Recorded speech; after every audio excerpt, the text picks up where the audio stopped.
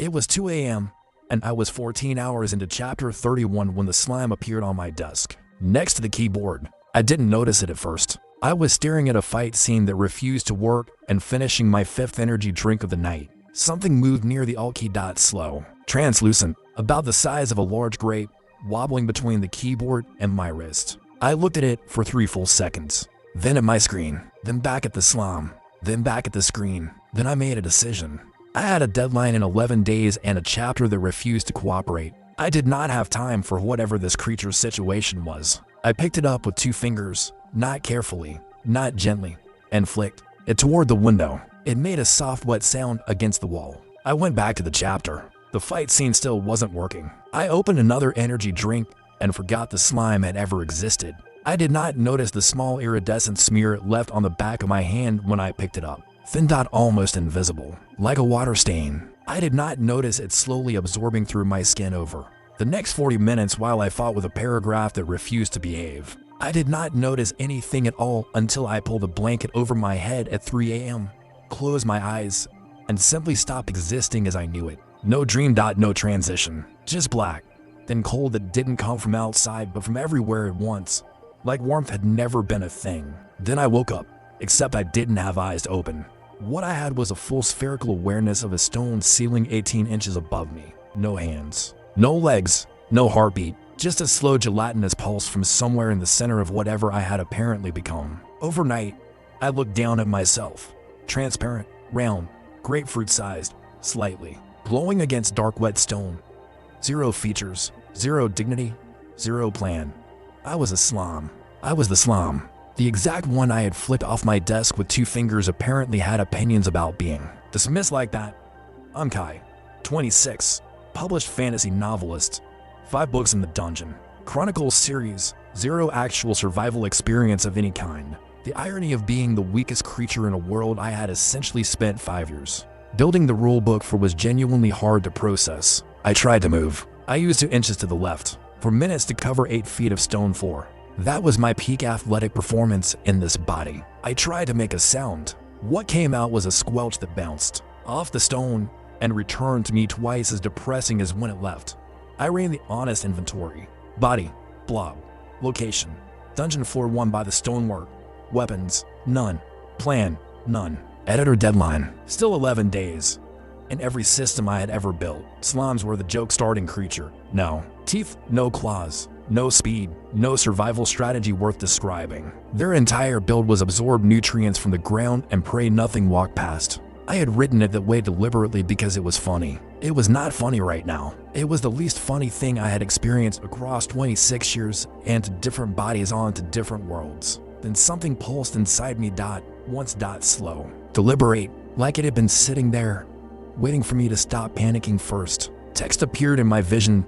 Floating. Clean. Like someone had spent actual time designing a UI for exactly this moment. Forbidden ability detected. Devouring system. Status. Locked. Then 3 separate warnings about gods and covenants. 3 warnings before I had done a single thing. 3. That's not a system. That's a system with genuine anxiety. I read all 3 warnings. Then I read the word forbidden one more time. Then I selected activate, obviously, without hesitation. In every novel I had written, forbidden never means don't use this. It means this is the one that breaks everything. The devouring system. The ability I gave to my book to villain because no protagonist should have something that broken. The rule was simple. You absorb something, you keep everything skills, instincts, strength. Stack permanently. No cap. The gods banned it because it violated the fundamental law of power in this world, which made it exactly what I needed. The system came online. Then at the bottom of the status screen, 1 extra line appeared.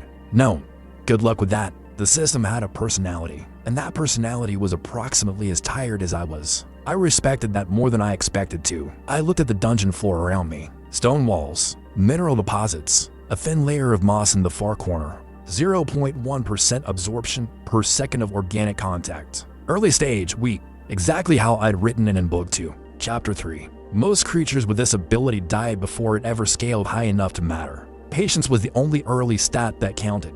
I used toward the moss for minutes to cover 8 feet of stone floor. 8 feet, 4 minutes. My peak athletic performance. 8 feet, 4 minutes. That is my peak athletic performance in this body. Pete. I held the moss for 22 minutes. The system graded the result, not FF-. It invented a new rank specifically to make a point about Moss. Noted. The passive it gave me was photosynthesis-based HP regen, only functional in direct sunlight.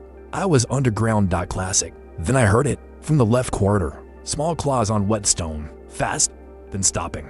The hunting pattern of something navigating by vibration. While the moss processed a map, what I could feel through the stone. 3 corridors, north, east, west from the central chamber. The east corridor had movement, something small, periodic, non-threatening, probably insects. The west had airflow from somewhere deeper. The north had nothing, dead zero. In my novels, dead zones on floor 1 meant traps, or something old that stopped moving but kept waiting. I filed north under not yet and kept my surface pressed against the moss. The system's counter ran at its own pace. Here's what I understood about the devouring system from writing it into my own work.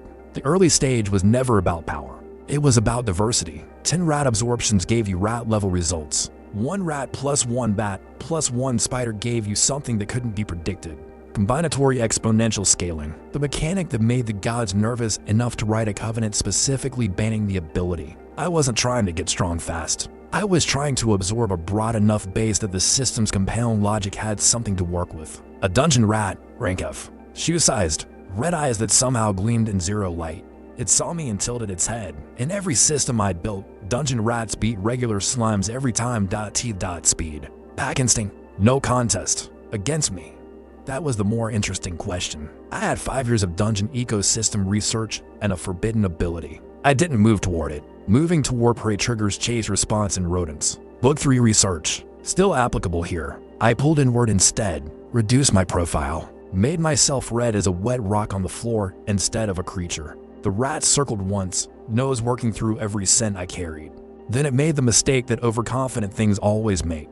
It stepped directly onto my surface to investigate. The devouring system activated the moment contact happened. The rat felt the pull immediately, tried to jump back, got 1 foot free. The other 2 were already going. It fought seriously hard. It fought hard, genuinely impressive for a floor 1 creature. Scratched the stone, bit at its own leg. I held contact. No arms. No grip. Just surface tension and a system the gods specifically wrote laws against. Full absorption took for minutes. What the system gave me stopped everything in my head for a moment. Tremor sense. Active ability. 15-meter radius through ground contact. Through the stone floor I could suddenly feel the entire room. 3 more rats in the left corridor. Something large to the right, not moving, sleeping. And below me, through the floor itself, the deep structural pulse of the dungeon. Alive. Humming at something just below sound. The dungeon knew something had changed on floor 1. It didn't react, but it registered. Dungeons always register. I had a theory I'd written into book 2. Same species absorption stack. At 4 of the same type,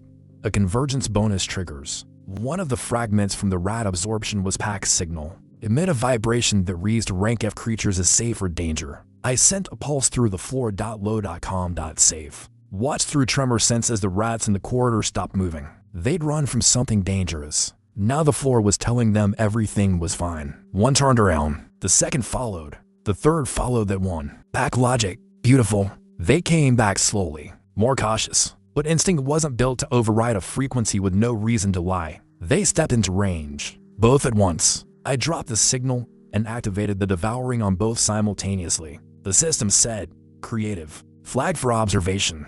I was beginning to accept observation as my permanent operating condition. For same species absorptions triggered the convergence I predicted. Adaptive camouflage, passive. Surface shifts to match surroundings. Visual detection down 80% against rank F and ranky creatures. I pressed flat against the stone and checked myself. Invisible. A wet patch in a corridor of wet stone, combined with tremor sense and pack signal.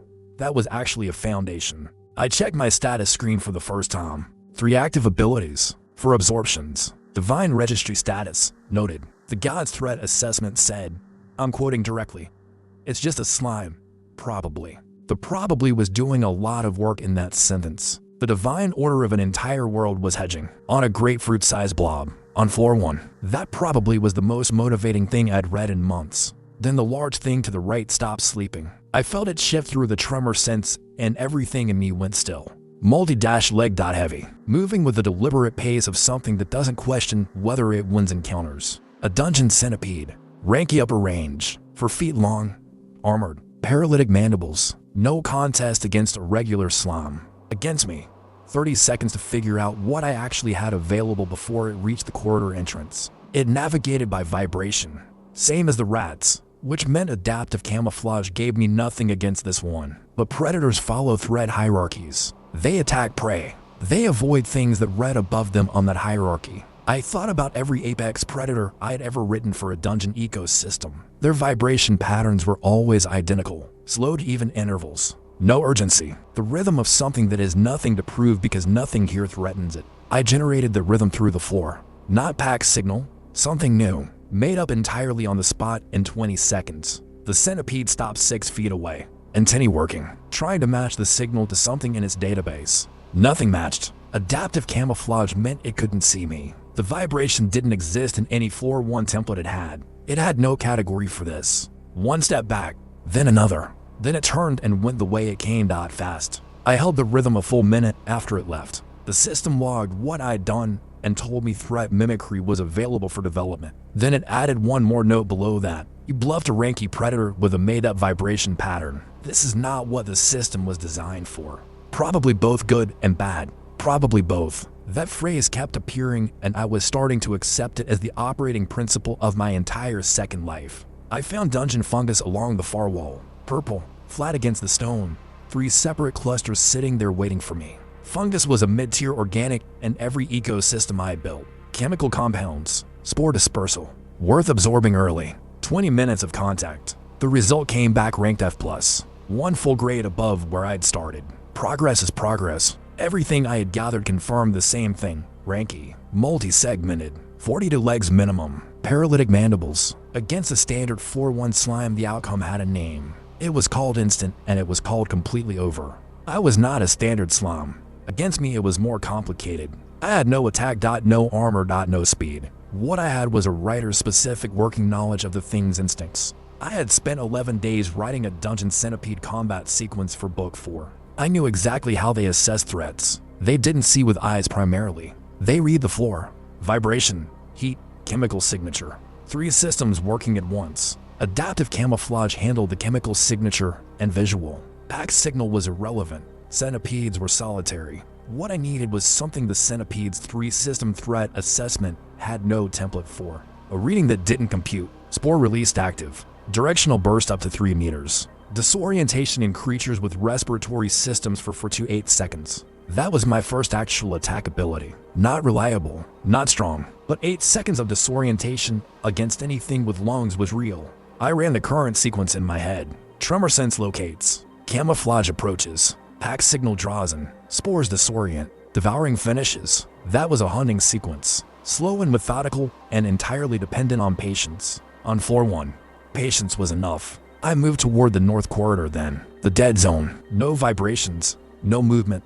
Nothing I could detect through the floor. In my novels, dead zones on starter floors meant one of 2 things: traps, or something very old that stopped moving but never stopped waiting. The corridor was colder than the rest of floor 1. Not from airflow, from something absorbing ambient heat inside it. 30 meters in, the vibration profile changed from empty to structural. Stone formation, but warm at the center. Not ambient warm, internally warm. Heartbeat so slow my tremor sense almost missed it entirely on the first pass through. An egg, or the dungeon world equivalent. Dormant creature, unhatched, unimprinted by any species template yet. I'd written this mechanic in chapter 8 of book 2. Unimprinted creatures can be shaped by whatever they encounter first. My antagonist used it to build a personal unit loyal only to him. I wrote it as terrifying. Standing here now, I understood why. I made contact with the outer surface. The system returned, incompatible with current form. Interaction mode, passive communication only. Communication, not absorption, not yet. But the system was telling me something alive and there was actually reachable. I sent a vibration through my contact point. Low. Even. Curious. Not pack signal, not threat mimicry. Something new. The frequency of something that found you interesting rather than edible. Made up completely on the spot. Second time tonight. For a long moment, nothing happened. I held the contact and waited. The formation was completely silent through the stone. Then one pulse back. Same frequency. Mirrored exactly. Like a question being repeated to confirm understanding. I sent it again, slightly warmer in tone. 2 pulses back, closer together, less cautious than the first response. Whatever was inside the formation was awake now. and it had decided curious was safer than alarmed. First non-survival contact. I pulled back slowly and left it alone. In every negotiation I'd written, once you get initial interest, stop pressing immediately. Let the other side reach its own conclusion. Same rule applied here regardless of whether the other side had hatched yet. I moved back toward the central chamber. Through the tremor sense, the thing below had shifted, closer to the stairway entrance. It had felt the communication with the egg formation. That shift toward the stairs was to meters more than 20 minutes ago. Still not haunting, still patient, but closer. And whatever it was, it had just decided I was worth moving toward. I had been operating on writer brain autopilot since waking up. System analysis, mechanic testing, resource mapping. That was how I'd survived every deadline, every rejection letter, every note from an editor saying the chapter didn't land. You assess what you have. You work with what you have. You don't stop to feel bad about what you don't have. Not yet. But lying flat against the stone floor of a dungeon with 5 abilities and to unexpected contacts and something patient below me. For the first time since the squelch and the ceiling and the realization I had no hands anymore. I let myself just exist here, not as a problem to solve, not as a starting position to optimize, just as the thing that was actually happening to me. I had woken up as the weakest creature in a dungeon built on hierarchy, predation, and the absolute ruthlessness of natural selection. And in less than 8 hours I had built something that the divine registry of this world was no longer comfortable calling just a slime. I had been a slime for less than 8 hours. 5 abilities, 1 contact below floor 1, 1 contact in an unhatched egg, a divine registry that was using the word probably, and something intelligent from floor 2 that was getting closer every hour. The dungeon hummed beneath me, patient and watching from every direction, exactly like I was. That felt like the start of something. That felt like the start of something. I just didn't know yet if I had built it or if it was already aimed at me. Drop a comment if you woke up as the weakest slime in a dungeon with 1 forbidden ability. The gods already flagged. What's the first thing you absorb? I spent the first night of my second life pressed flat against the stone floor of a dungeon, listening to something patient breathe below me. Not breathing exactly. Dungeons don't breathe. But the deep structural pulse had a rhythm, and that rhythm had changed since I arrived. It was responding to me. Not aggressively. Not with hostility. More like the way a building shifts when someone new moves into it.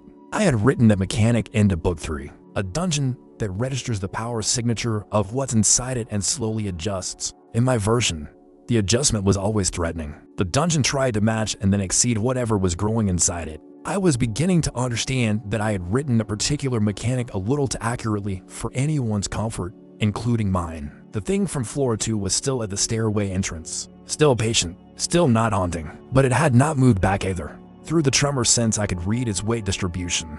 Heavy front end, lighter rear, multi-limb but not insectoid. Something with a torso. Something with forward-facing senses that meant it was built to engage things in front of it, not chase them. That profile didn't match anything I'd written for Florida specifically, which meant it was either a variant or it wasn't from floor 2 at all. I filed that as the most uncomfortable thought I'd had since waking up without hands and moved on to more immediate problems. My mass had increased. Not dramatically, but measurably. The ferrats, the moss, the fungus, I was bigger than I had started. The devouring system tracked it as 31% above baseline. Still small by any standard, but 31% more surface area meant 31% more contact range. In practice, that meant my pack signal had a wider broadcast radius and my absorption could cover more ground simultaneously. Small gains, but small gains in a system built on compound scaling were the entire point of the early stage. I knew that from writing it. The dungeon had gone quiet in the hour before what I estimated was dawn, based on temperature drop through the stone floor. Quiet in a dungeon doesn't mean nothing is happening. It means everything that was moving has found a position and stopped moving. It means the hunters have set and the prey have hidden and everything is waiting for whatever comes next to come next. I used the quiet to run a full assessment of what I'd built so far and what I still needed, before anything from below decided to come up. 5 abilities: tremor sense, pack signal, adaptive camouflage, spore release, threat mimicry available for development. The gap in that list was obvious. Detection, attraction, concealment, 1 weak disorientation tool. Nothing for a threat that couldn't be bluffed. What I didn't have was anything that dealt with a threat that couldn't be bluffed, attracted, or avoided.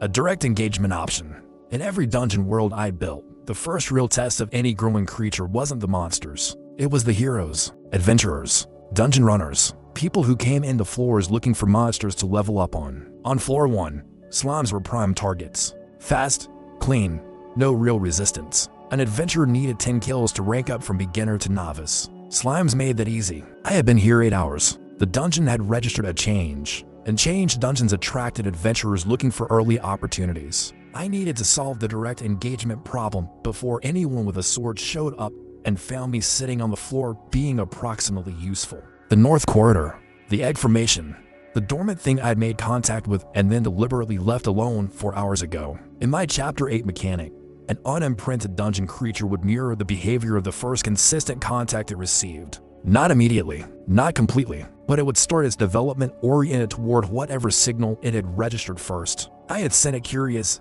and interested and non-threatening, which meant whatever hatched from that formation was going to come out oriented toward me. Not loyal, not bonded. Oriented. The difference mattered. Loyalty was a choice. Orientation was just starting position. What it did with that starting position depended on what it encountered in the first hours after hatching, which I could influence. If I was the primary contact during the hatching window, I could shape the early behavior without the creature even understanding it was being shaped. I had written a villain who did exactly this. He was the best antagonist I had ever built, and I had based his methods on patience and consistency. I was about to find out if he was believable because I'd made him realistic, or because I'd accidentally written a how-to guide. I moved back into the North Corridor before the dungeon's quiet broke. Adaptive camouflage active. Tremor sense reading everything. The formation was warmer than it had been 4 hours ago. The internal pulse was faster. Still slow by any living standard, but accelerating. Something was happening inside that stone.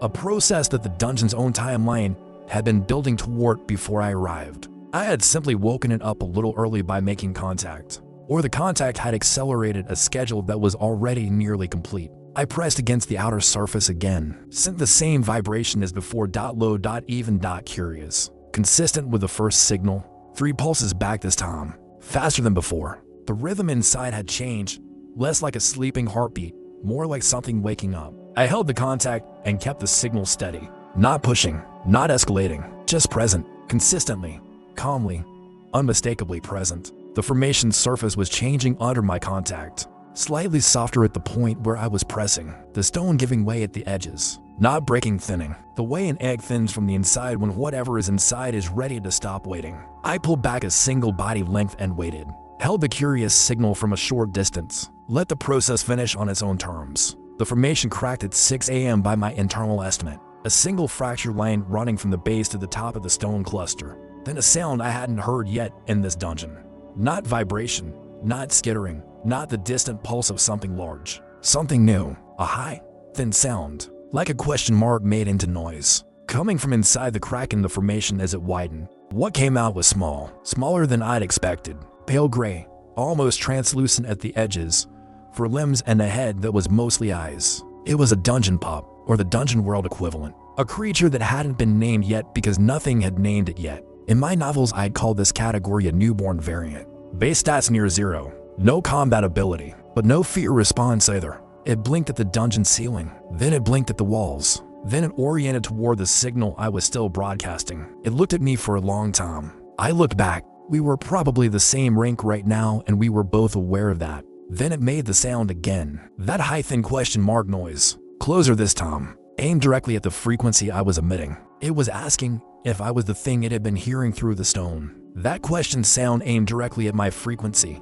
waiting for confirmation. I sent the confirmation pulse. Yes. Same frequency. Consistent. Still here. Still not edible. Still interested. The pup took 3 unsteady steps toward me on legs that hadn't decided yet how many of them were load-bearing. Then it stopped, looked at me, made a softer version of the question sound. Then it sat down directly next to my left side. Just like that. No ceremony. No drama. It had made its assessment and reached its conclusion, and the conclusion was this one. I had a companion on floor 1, less than 9 hours into my second life. A creature that had never met anything before me. The system registered the contact before I fully processed what had just happened. A notification appeared below the status line. Bond initiated, newborn variant, unclassified species. No, this is not a standard devouring system function.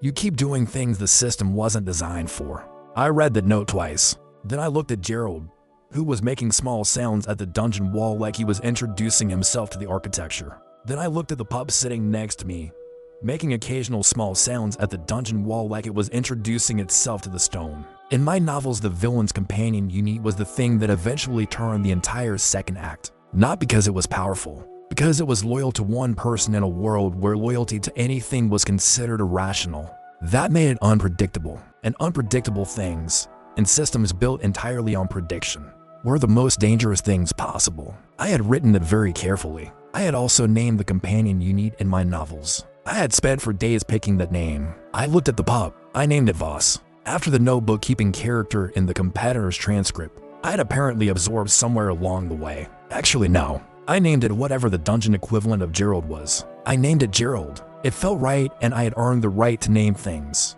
Gerald looked up when I settled on the name, made the question sound one more time, shorter, like punctuation. That was confirmation enough. Gerald.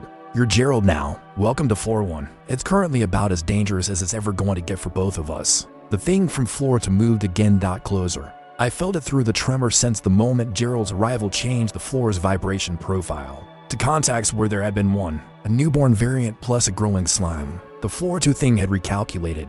It was now at the base of the stairway. Not on the stairs yet, but at the base, 2 meters from the threshold between floors. Whatever had been patient enough to wait 8 hours below that stairway was now actively deciding whether to come up. I could feel it recalculating. I had to make a decision about what I wanted the meeting to look like, on my terms or on whatever terms it arrived with if I kept waiting. Option 1. Avoid. Take Gerald and move to the secondary areas of floor 1 I hadn't mapped yet. By time, keep building. Option 2. Let it come up and try to read it before committing to anything. High risk, potentially high information. Option 3. Go down to floor 2 on my terms before it came up on its own. The proactive call. The one every sensible creature would skip. Every writer instinct I had said option 3 was the chapter turn. The moment the protagonist stops reacting and starts deciding. Every survival instinct said floor 2 with a newborn companion and 5 abilities against something unknown was a very specific kind of stupid. The writer instincts won the argument. They usually did in situations involving high-risk, high-information decisions, recurring problem. Noted. I looked at Gerald. Gerald looked at me. Gerald made the question sound with slightly more confidence than before. Progress. I moved toward the stairway entrance. Gerald followed immediately, legs finding their rhythm faster now. 3 of the 4 reliably load-bearing. The stairway was narrow, cut into the stone at an angle that said function over comfort. The air coming up from below was warmer and thicker.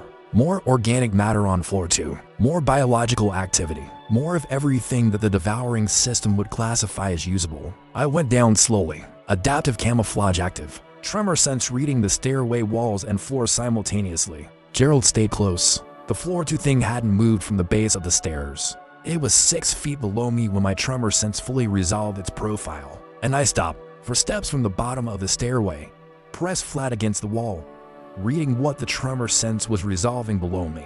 Because the profile I was reading wasn't a creature. It was a creature that had been sitting in one place long enough that the dungeon stone had partially formed around it. It had been here before I arrived, significantly before, long enough that the dungeon stone had partially formed around its resting position, long enough that when I sent out the curious signal toward the egg formation 6 hours ago, this thing had felt it through the floor immediately. It had been watching floor 1 for a very long time, waiting for something specific, and whatever that specific thing was, I had apparently done it. I held position on the stairway and looked at what was waiting at the bottom, letting the tremor sense finish its full resolution of the profile. Large dot, much larger than anything on floor 1. Gray-green, stone-colored almost perfectly, with a broad flat head and limbs that were built for stillness rather than movement. Eyes that had been closed until I stopped moving. Then they opened, directly toward me, without searching, without sweeping, straight to me, directly toward me. Yellow layered. The kind of eyes that worked in total darkness because they'd spent years in it.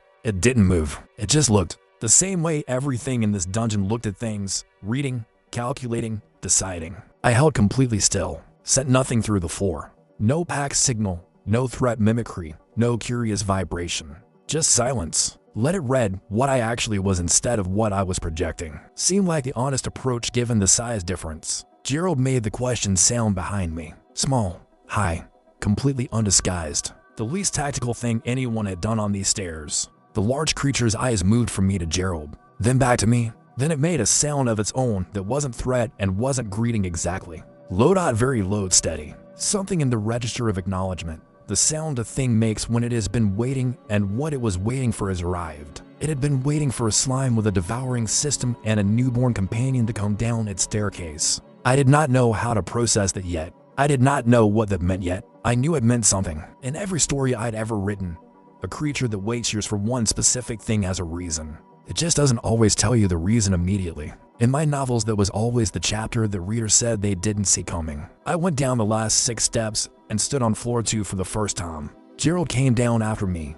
slightly sideways on the narrow steps. The large creature watched both of us reach the bottom. Then it shifted position for the first time in what felt like years of stillness. It moved back, made space. The dungeon stone cracked faintly where it had been sitting, releasing the shape it had pressed into the floor. It was making room, not retreating, making room for me and Gerald to stand on floor 2 without being immediately in its personal space. That was not predator behavior, not territorial behavior, not threat assessment. It was something else entirely, and I was building the vocabulary for it. I had no word for it yet in the vocabulary I was building for this world, but I had a feeling, the same one I got in chapter 12 of book 4. The feeling of walking into a scene and realizing the character you thought was the obstacle was actually waiting to become something else. The system pulsed. A notification appeared below the status screen in the same tired font it had been using since R1 of my second life. Floor 2 accessed. Rank assessment updated.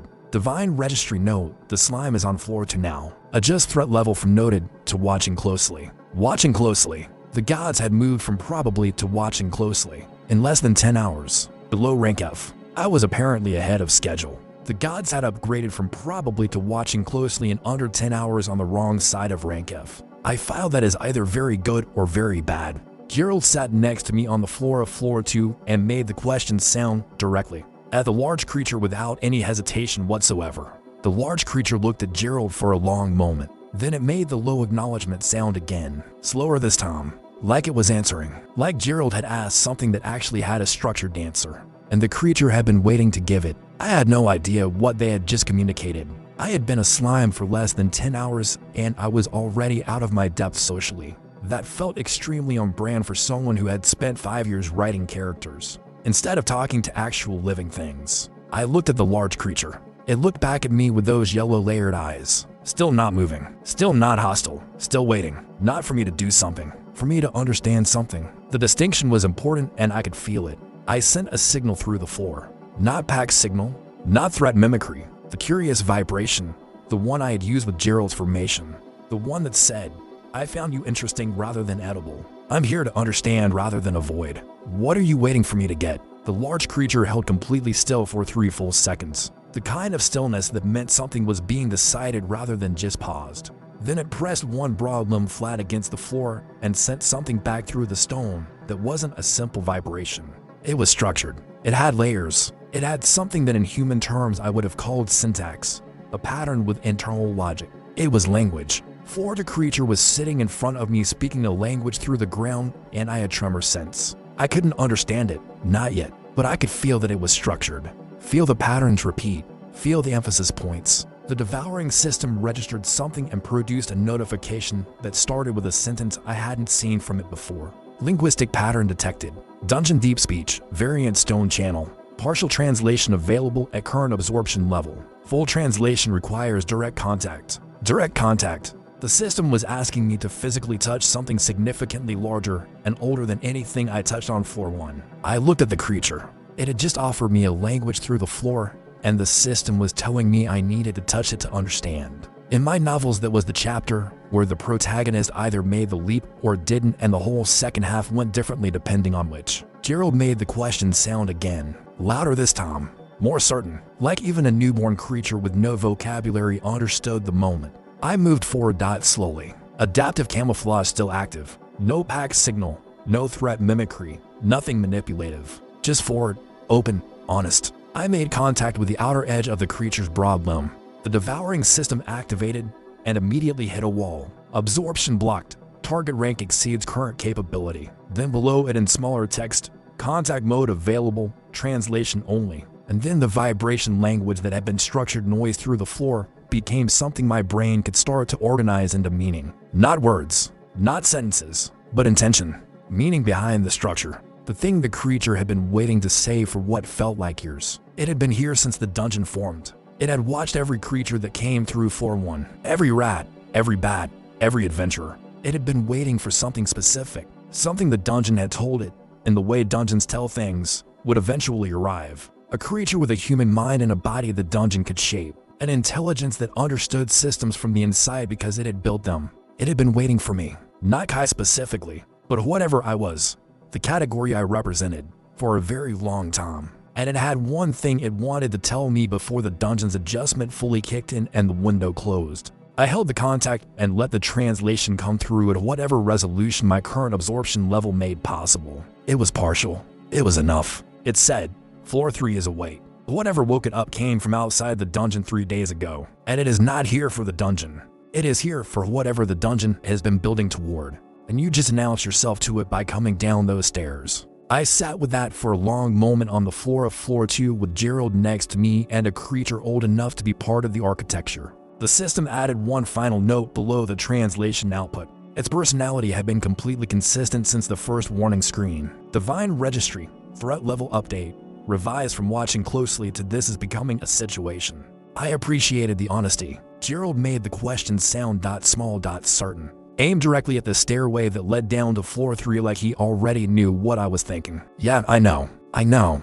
Gerald, the chapter turn was already happening whether I had decided on it or not. That was fine. I had written those before. Drop a comment. What do you think is waiting on floor 3? And was going down those stairs the right call or the worst decision I've made into lives? I named the ancient floor to Creature Voss. It felt right for something that had been keeping records of this dungeon longer than anyone asked it to. Voss didn't react to the name. Voss reacted to very little that wasn't structured vibration through stone. That was fine. Gerald reacted enough for both of them. Gerald had, in the 40 minutes since hatching, developed exactly 3 behaviors. The question sound, sitting next to me, and staring at things with complete intensity. He was staring at the floor 3 stairway right now with the focused energy of a creature that had been alive for less than an hour and had already decided on a direction. I understood that feeling. I had been alive in this body for 10 hours and I'd already decided on a direction to downward. Always downward apparently. The message Voss had sent through the stone was still running in my head. Floor 3 is awake. It came from outside the dungeon. It's not here for the dungeon. In every dungeon world I had built, floor 3 was the threshold. Below floor 3, the dungeon's own logic started to bend towards something older. Not older like ancient, older like fundamental. The kind of old that existed before the dungeon had rules or names or registry the gods could update. Whatever had come from outside 3 days ago and woken floor 3 up.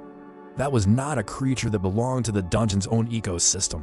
It was something that had come in from wherever outside was in a world that had gods nervous enough to write covenants banning specific abilities. I looked at Voss. Voss looked back with those yellow layered eyes that had been watching floor 1 since before I existed in any form. I sent a question through the floor. Simple structure. What did you see from here when floor 3 woke up? What changed from your position? Voss held still for a moment, then sent back something more layered. It took me longer to parse than the first message had. 3 days ago, the vibration pattern of the dungeon changed below floor 3. Not a creature waking, not a boss resetting. The dungeon's own frequency shifted. Like the dungeon recognized something and changed its orientation toward it. The way a compass doesn't move because of wind. It moves because of north. Something had arrived that the dungeon recognized as north, and the dungeon had pointed every floor toward it, including floor 3, which had been dormant for years. I sat with that for a full minute. Gerald sat with me. Voss watched us both with the patience of something that had been waiting years and had no objection to waiting another minute. Here is what I understood from 5 years of building these worlds. Dungeons don't have preferences. They have architecture and ecology and natural law. When a dungeon orients towards something, it's not making a choice. It's responding to a signal that fits its fundamental structure at a level below choice. Whatever had come in from outside 3 days ago fit the dungeon's fundamental structure, which meant it understood dungeons at a structural level, which meant whoever or whatever it was, it had been here before, or somewhere like here, or it had studied these systems long enough to fluently speak their base language. In my novels, that category had one name: a dungeon architect, someone who didn't just move through dungeons but understood how to communicate with them directly. Architects in my lore were rare. They were also, without exception, the most dangerous category of entity in any dungeon-adjacent story I had ever written.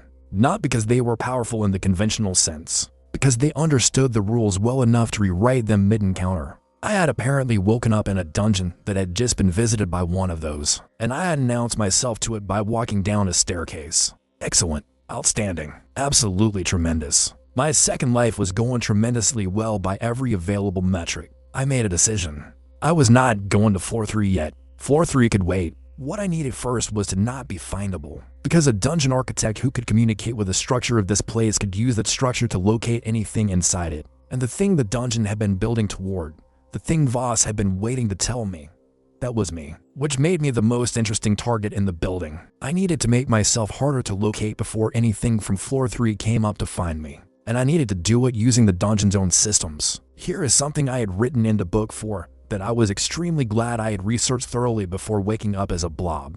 Dungeons register power signatures. Every creature in a dungeon broadcasts a signature based on its rank, its abilities, and its biological structure. A dungeon architect reading the dungeon could feel every signature in the building. Like notes on a page. Large signature up top, small one below, moving one, stationary one. The only signatures a dungeon couldn't read clearly were ones it didn't have a template for. Genuinely novel patterns that didn't fit any existing category. I had 5 abilities, including one the system kept noting was outside its own design parameters. My signature was already unusual. The Devouring system had been flagging me as atypical since the first absorption, which meant the dungeon's own signature readout for me was probably blurry at the edges. If I could make it blurrier, stack enough non-standard absorptions that my signature stopped fitting any single category template, I might be able to read as background noise. Not invisible, but unresolvable. The dungeon equivalent of a face in a crowd that you can't quite focus on no matter how long you look. I sent the theory to Voss through the floor in the best structural vibration I could manage.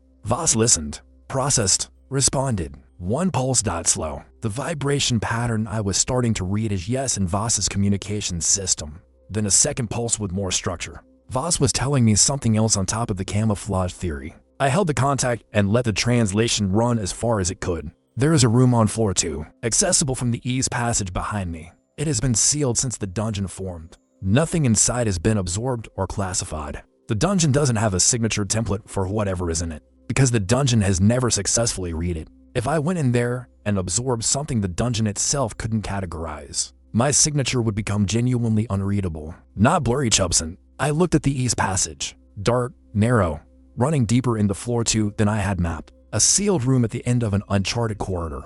In my novels, that was the chapter where the protagonist either turned back or walked in, and the story split into 2 completely different books. Gerald made the question sound at the east passage, small and certain, the same way he looked at the floor 3 stairs. Gerald, apparently, had strong opinions about forward momentum. I moved toward the east passage. Voss watched us go with those yellow eyes and did not follow. Voss had been stationed at this position since the dungeon formed. Voss was not the kind of creature that relocated. Voss was the kind of creature you came back to report to. I was beginning to understand the dynamic. The east passage was cold in a different way than the north corridor. Not heat-absorbing cold, empty cold, like the air in here hadn't circulated in a very long time. 3 years of still air, maybe longer. The stone walls were clean. No moss, no mineral deposits, no biological activity of any kind. The dungeon's own ecosystem hadn't colonized this corridor, which meant the dungeon had been avoiding it, not just ignoring it. There was a difference. You ignore things that don't register. You avoid things that register in a way you don't want to engage with. The dungeon was actively steering clear. I moved slowly. Adaptive camouflage pressed flat against the left wall. Tremor sense reading ahead in 6-meter increments. Gerald close behind. 40 meters in. The passage ended at a wall that was different from the surrounding stone. Smoother, deliberately sealed. The seam ran in a perfect rectangle, a door, cut and closed from the other side, which meant something had gone in there and sealed it behind itself. From the inside, I held position and sent a careful vibration through the stone. Not language, not pack signal, just a read. What's the resonance on the other side of this seal? The tremor sense returned something I didn't have a category for. Not empty, not living. Something in between that my human brain kept trying to resolve and kept failing to land on. The system logged the attempt and produced a notification in the same format it had been using since the first warning screen at R0. Unknown resonance type detected. Not classifiable under current organic or inorganic parameters. Recommend caution.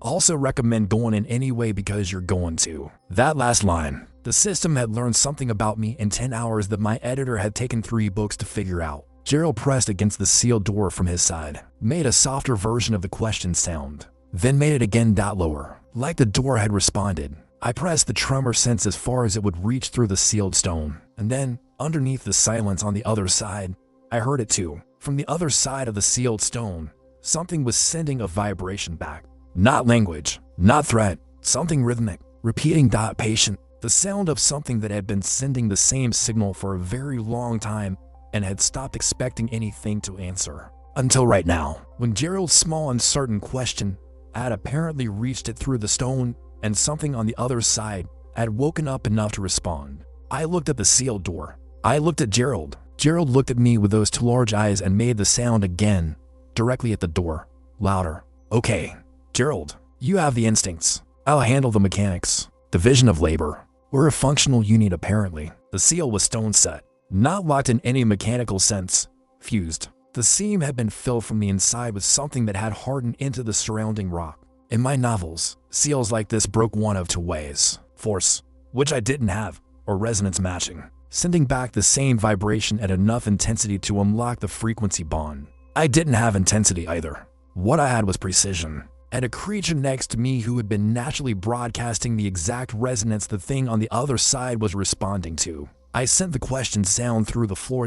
Not mine, Gerald's. I had been absorbing Gerald's vibrations passively since he hatched. I could reproduce the frequency. Nothing happened for 30 seconds. I held position against the wall and let Gerald do whatever Gerald was doing at the door. Then the seam cracked. A single fracture line, horizontal, at the exact midpoint of the sealed rectangle, running the full width in one clean movement. Then the door swung inward, on its own, no pressure from outside. Something inside had unlocked it from the other side. The room beyond was small, lower ceiling than the corridor. The air that came out was stale in a specific way, not decayed, preserved, like something had been keeping it stable on purpose. In the center of the room, on a raised section of floor, something sat there that I did not have any existing category for. Not a creature, not an object, a pattern, a self-contained pattern of light and vibration that existed in the space between the stone and the air above it. Geometric, layered, rotating very slowly, the kind of thing that in my novels I had called a dungeon core fragment, a piece of the dungeon's own generative intelligence, broken off from the main structure at some point and sealed in here rather than reabsorbed. In my lore, core fragments were theoretical, something the ancient builders had theorized about but never confirmed. I had written them as myth. The system had a response that was longer than any notification it had produced in 11 hours of operating inside my body. Dungeon core fragment confirmed. Never classified by any known registry, organic or divine. Absorption, theoretically possible. Consequences, unknown in every direction simultaneously. Every possible direction simultaneously. I read the phrase 3 times and each time it meant something slightly different and worse. I stood in front of a fragment of the dungeon's own mind, sealed away longer than I had existed in either life, and the system was hedging harder than the gods had on day 1. Gerald walked directly up to it, sat down next to it, made the question sound at it 3 times. The fragment's rotation shifted slightly toward Gerald each time. It had been the one sending the signal through the stone. Decades of the same vibration, repeating, patient, aimed at the sealed door. And Gerald had answered it, not because Gerald understood what it was, because Gerald answered everything. That was Gerald's entire operating system.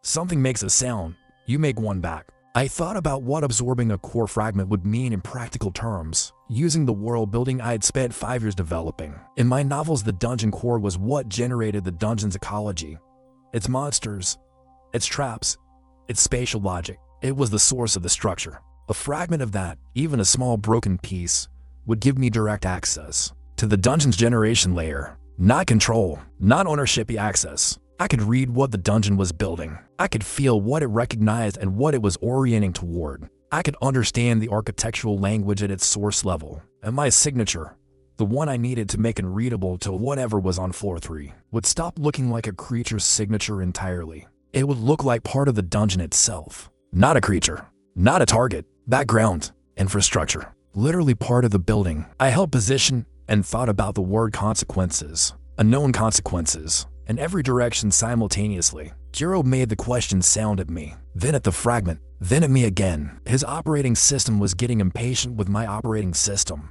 I moved forward, made contact with the core fragment. No hesitation. I had already decided on the stairway, and decisions don't get better from waiting. The devouring system activated, then stopped, then produced a sound I had not heard from it before. Something between a processing hum and the system genuinely reconsidering its life choices. Absorption in progress. Dungeon core fragment. Unknown rank. Current progress 0.0%. Known. This is going to take a while. Known. Also, something is already happening. Something was already happening before the absorption had reached a single measurable percent. The dungeon shifted around me all at once. Through the tremor sense, the entire dungeon shifted. Not violently, subtly. Like a building settling, except in reverse. Like a building waking up from having been settled for a very long time. Every vibration in the dungeon sharpened simultaneously. Rise on floor 1. The centipede in the east wing. Voss, perfectly still at the stairway. Everything resolved to perfect clarity. And then I felt floor 3. What was actually on floor 3? Clearly, for the first time, without any ambiguity in the signal at all, it was a person, not a creature, not something the dungeon had generated. A person, sitting on floor 3, completely still. Someone who had come from outside 3 days ago, who had woken floor 3 by arriving, who could read the dungeon's structural language well enough to communicate with it directly. A person who had come from outside 3 days ago, who had woken floor 3 by arriving, who understood the dungeon's structural language well enough to communicate with it directly. A dungeon architect, my own fictional category, confirmed as real, sitting 3 floors below me in a dungeon that had just announced to both of us that we were here. The person on floor 3 stopped moving the moment the dungeon shifted. I felt it through the now sharpened tremor sense. They had felt the shift too. They knew something had just changed on floor 2. They knew it had happened in the sealed east corridor. They knew someone was in here who had just made contact with something the dungeon had been keeping sealed and private. We both went completely still, on opposite ends of the same dungeon, reading the same structural information from different positions. Gerald made the question sound. Quiet this time. Instinctively quiet. Even Gerald had apparently understood that this was a still moment. The person on floor 3 sent a vibration through the dungeon's own structure, not through the floor, through the architecture itself, using the channel the fragment had just connected me to. It was clear, clean, structured in the deep speech format the Voss had been using, but faster, more fluent. This person had been speaking this language for a long time. They sent one word through the dungeon architectural channel, one concept, clean and precisely formed, no ambiguity at all about what it was. Hello. That was what they sent, through the walls of an active dungeon, to whatever they had just felt connect to a core fragment on floor 2. I sat on floor 2 with a fragment partially absorbed, Gerald next to me, Voss at the stairway, and a dungeon architect 3 floors below who had just introduced themselves. A human being, or something shaped like one, had said hello through the walls of the building, to me specifically, and deliberately to me. The system produced its response immediately, in the same tired font it had been using since the first divine warning appeared at 3 a.m. Divine Registry Emergency Update. Threat level revised from this is becoming a situation to we need to have a conversation about what you're doing. Gerald looked at me. I looked at the fragment still slowly absorbing. I looked at the direction of floor 3. Then I sent back one vibration through the dungeon architectural channel, careful, precise. The same word in the same language, hello. One vibration back through the architectural channel, careful, precise. The same word in the same language. That was all I sent. The dungeon hummed. Gerald hummed along with it. Below, in a floor that had been dormant for years, someone went very still and started thinking hard. And I sat on floor 2 and thought about what a dungeon architect does when they find a slime that can talk back. In my novels, the meeting always changed everything that came after it. Every single time I had written that scene. I had written that scene 6 times across 5 books. I knew what came next in every version I had ever put on paper. None of those versions had ever included Gerald. That was the variable I hadn't accounted for. The one that made this version different. Gerald was still making the question sound at the floor. Patient and certain, aimed directly downward through the stone, toward the person below. Gerald was not afraid of what was on floor 3. Gerald was not afraid of anything because Gerald had been alive for 60 minutes and had not learned fear yet. That was either going to be the most useful thing about him or the thing that got us both in serious trouble inside the next 24 hours.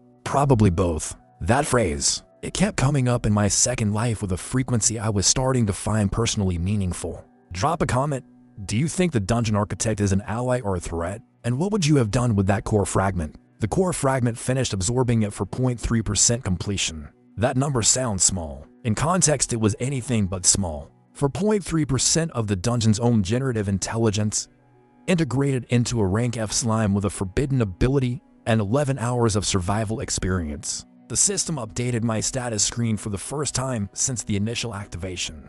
I looked at it for a long time in the dark of its sealed room. Current form, basic slime, rank F. Then below that, in a font I hadn't seen before, secondary classification, dungeon integrated entity, unranked. UNRANKED. Not rank F. Not even on the scale. The system had literally run out of existing categories to put me in and created a new column. The Divine Registry had updated again while I was reading. Reclassification complete. Note, we don't have a precedent for this. Note, nobody does. Nobody had ever done this.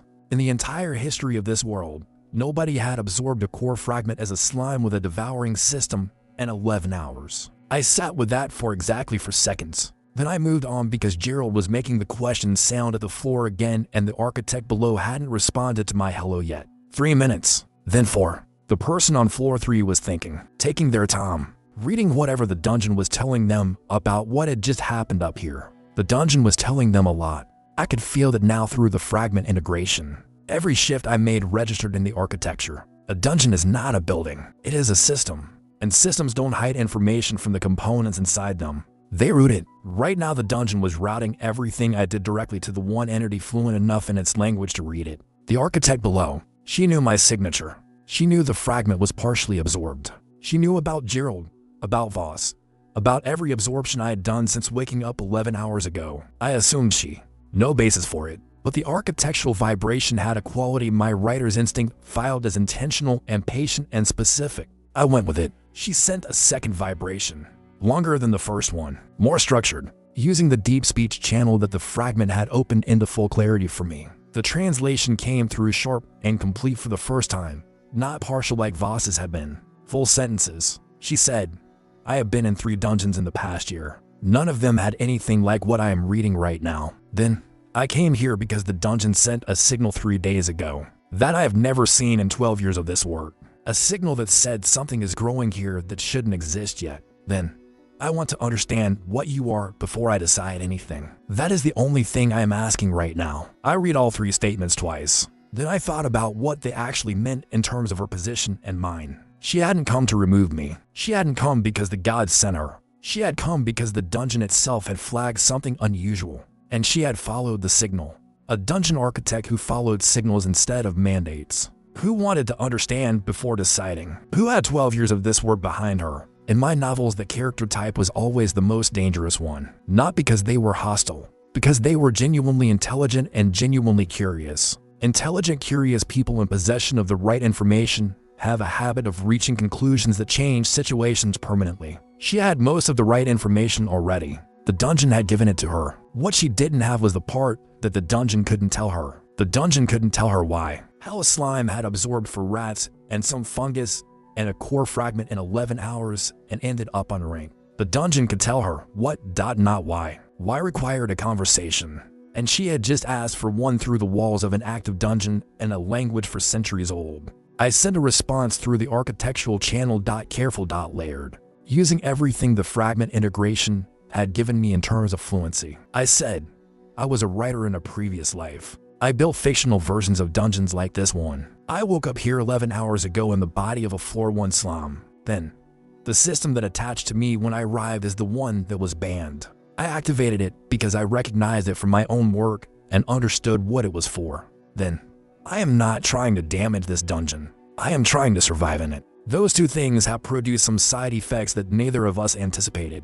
I sent it through the architectural channel and waited. Gerald pressed flat against the floor and watched the stairs without blinking. Gerald had stopped making the question sound. He was pressed flat against the floor of the sealed room, eyes very wide, reading something through his own body that I didn't have full access to yet. Gerald was young enough that his sensing systems were still establishing themselves. Whatever he was feeling through the floor was raw and unfiltered. He looked at me once, made a softer version of the question sound, then looked back at the floor and went completely still. Voss sent something from the stairway base. Short. The vibration pattern I learned to read as urgency and Voss's limited vocabulary. Something on floor 3 was moving, not toward the stairs yet, but repositioning. The architect was changing her position on floor 3. For minutes after I had sent my message, she responded. Back through the dungeon walls, clean and structured in the deep speech format. She said, I believe you. Not because the story is convincing, because the dungeon believes you. Dungeons don't extend core access to things they haven't assessed as compatible. Then, the system you activated has been missing from this world for 400 years. The gods didn't ban it. They lost it. The covenant was written after the fact to explain why it was gone. Then, someone will have felt what happened when you absorbed the fragment. Not the gods. Someone older than the current divine order. Someone who has been looking for that system for centuries. I went completely still in the dark of the sealed east room. Gerald was still too. The dungeon held the same low hum it had been holding since the fragment activated. For 100 years, the gods didn't ban the devouring system. They lost it and wrote the covenant as cover for something they couldn't explain and couldn't recover. That rewrote every warning I had received since waking up. Rewrote the context completely without changing a single fact. The 3 warnings when I activated weren't divine law. They were automated alerts built into a system that had been missing so long the alert triggers were the only things still functioning. The gods flagging me wasn't enforcement. It was a lost and found notification going off for the first time in for centuries. And someone older than the current divine order had been searching for it. Had been searching for it since before the current gods were the current gods. My editor, in my previous life, had told me once that the best plot reveals are the ones that don't add new information. They recontextualize everything the reader already had. This was that. Everything I had experienced in 11 hours meant something completely different now, and the facts hadn't changed at all. I sent one question back through the architectural channel, the most important one available to me given everything she had just said. I said, who has been looking for it? What are they going to do when they trace the fragment absorption to this dungeon? She took 2 minutes to respond. The longest gap in the conversation so far. I read the gap as her deciding how much to say. She said, I don't know their name. What I know is that in every dungeon I've worked in, there are things that predate the current system. Things the gods cataloged over rather than around. Then, when a core fragment activates after dormancy, it broadcasts on a frequency that predates the divine registry entirely. Something out there felt that the moment you made contact, then, they are not going to trace it to the dungeon. They already know which dungeon. They knew the moment it happened. The question is how long it takes them to arrive. Gerald made a sound I hadn't heard from him before. Not the question sound lower steadier. The sound a creature makes when his instincts have landed on the category called danger for the first time. Gerald had been alive for 90 minutes. He had not learned fear yet, but he had just learned something adjacent to it. Something more specific. Voss sent another vibration from the stairway. Longer this time. More complex than anything Voss had sent before. I translated it slowly through the fragment integration. Voss had never sent anything this long before. It took 30 seconds to parse the full structure. Voss said, I have been stationed here since this dungeon was built. I was placed here to wait for the dungeon integrated entity the architecture predicted would eventually arrive. Then, the dungeon did not build me. I was placed here by whatever built the dungeon. The same source that sealed the core fragment in the east room and put the newborn variant in the north formation. Then, this dungeon was designed for you specifically, not for you as a person, for the category you represent, planned before you existed, waiting for you to arrive and do exactly what you have done. I sat with that for a long time, in the dark of the sealed east room. Gerald sat with me. Neither of us made a sound. The dungeon was not a dungeon, or it was a dungeon the way a trap is a door. It had the shape of one thing and the function of another. It had been built as a development system, a structured environment designed to accelerate a specific type of growth in a specific type of entity. Everything I had done in 11 hours, the absorptions, the bonuses, the sealed room, the fragment, had been available in exactly the sequence that produced maximum compound result. It hadn't been luck. It hadn't been my world-building knowledge alone. The dungeon had been laid out to teach what I needed to know in the order that built on each previous lesson. I was not a creature who had stumbled into a dungeon. I was a student who had walked into a school designed for exactly one curriculum. Gerald looked at me. His 2 large eyes were very steady. He made the question sound once, quiet, directed at me rather than at the floor. I understood what he was asking. He was asking what we did now that the school had activated and whatever had built it was already on its way here. I sent one more message down through the architectural channel. The most direct question I had asked anyone through Stone in 11 hours of doing this. I said, I need to know if you are here to help or to study. Those are different things and they lead to different conversations. She responded in under a minute, faster than any previous exchange. The speed itself communicated something about how certain she was. She said, I am here because the dungeon called me here 3 days ago. Not to help you, not to study you, to be here when you reach this point and needed someone who spoke the language. Then, I have been doing this work for 12 years. I have never been called by a dungeon before. Dungeons don't call, they signal. Then, whatever built this place called me here by name, in a language that predates every system I have ever learned. That should tell you something about what you are dealing with. Then, I'm coming up to words through the architectural channel of a dungeon, the most significant to words spoken in this building since it was sealed. Gerald made the question sound with complete certainty, aimed at the stairway, already moving toward the east corridor exit before I had processed the last message fully. Gerald had been alive 94 minutes. He had decided the architect was not a threat on pure instinct, no context, just the orientation of his first hour. That was either perfect or catastrophic. I thought about what the dungeon had assembled. Voss at the stairway since day one, Gerald in the north formation, the fragment in the east, me arriving exactly on schedule, and now something older than the gods, something that had been looking for the devouring system for 400 years, was already moving toward this dungeon. In my novels, in every version of this scenario I had ever written, the protagonist had 3 choices at this point: run, hide, or make themselves impossible to remove before whatever was coming arrived. In every version I had written, the protagonist who chose the third option was the one the story kept following. I had an unranked designation in a world built on ranks, a core fragment in my system. Voss ready since the start. Gerald already moving toward the stairway without being asked by anyone, and a dungeon architect who had been called here by name in a language older than the current divine order, walking up from floor 3 to have a conversation with whatever I was. I looked at the status screen one final time before leaving the sealed east room and walking toward whatever came next. Divine Registry final update for this session. Threat level, unclassifiable. No, we are going to need more columns. More columns. The divine bureaucracy of an entire world was going to need to restructure its filing system. Because of what I had done in 11 hours as a grapefruit-sized blob, I followed Gerald out of the east room and back into the main floor to chamber. Voss's yellow eyes tracked us from the stairway base without moving anything else. The dungeon hummed around me differently now, active and deliberate, the hum of a system that had been waiting a very long time and had just watched its first real function execute correctly. Voss was still at the stairway base. Those yellow layered eyes tracked me as I came out of the east corridor into the main floor to chamber. Voss sent one vibration. Simple. The clearest and most complete thing Voss had communicated to me in the entire time I had known Voss. It was not a warning. It was not information. It was the vibration pattern I had been building a vocabulary for since the first contact on the floor. It translated as ready. One word. The word Voss had apparently been positioned at that stairway since the beginning of this dungeon specifically to send. Gerald was already at the stairway entrance, sitting, eyes on the steps leading up from floor 3, making the question sound at steady intervals like a lighthouse sending its signal into the dark. The footsteps from below were cleared now without the tremor sense. Real sound. Measured pace. Someone who was not afraid of what was at the top of the stairs. 11 hours and 40 minutes since I had woken up as a blob on a dungeon floor with no plan and no hands and a status of F-. 11 hours and 40 minutes since the slime I had flicked off my desk had left a mark on my hand that pulled me out of chapter 31 and into something I did not have a category for yet. 11 hours and 40 minutes to go from the weakest creature on floor 1 to something the divine registry of an entire world did not have a column for.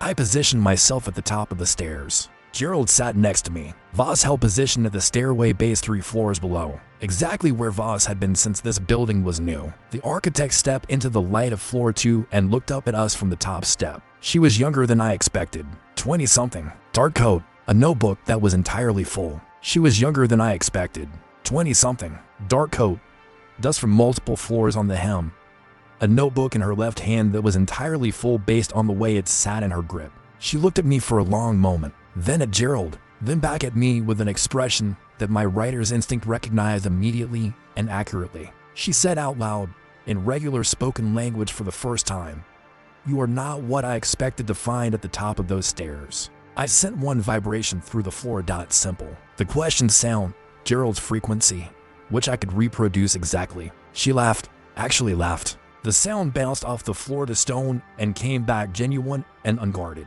Gerald made the question sound at the echo. She said out loud, "Okay, I understand now why the dungeon called me here specifically." And then she sat down and opened her notebook to the first empty page. She sat on the top step with her notebook open and her pen ready, looking at me with the expression of someone who had just found the thing they didn't know they had been looking for. "Ready," she said.